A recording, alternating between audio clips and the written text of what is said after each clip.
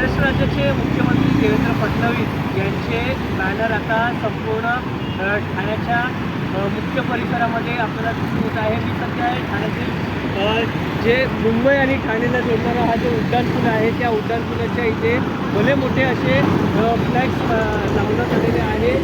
छत्रपती शिवाजी महाराजांच्या विचारांचा वारसदार कोणीही निंदा करो, कितीही टीका करो, तरीही गोरगरीब जनतेला न्याय देणारा देव माणूस एकच सन्माननीय मुख्यमंत्री देवेंद्र फडणवीस अशा आशाचे बॅनर या ठिकाणी दिसून येत आहे. ना जातीचा, ना पातीचा, ना भाषेचा, देवाभाऊ महाराष्ट्राच्या जनतेचा असा बॅनर आमदार शिवाजी पाटील यांच्याकडनं लावण्यात आलेला आहे. तर दुसरीकडे अनेक असे बॅनर असे या उड्डाणपुलामध्ये वर दिसून येत आहे. दुसरीकडे आपण जर पाहिलं की छत्रपती शिवाजी महाराज यांना वंदन करणारा हा जो मुख्यमंत्री देवेंद्र फडणवीस यांचा हात जोडणारा बॅनर हा दिसून येत आहे. त्याच्यामध्ये देवाभाऊ असा उल्लेख देखील केलेला आहे.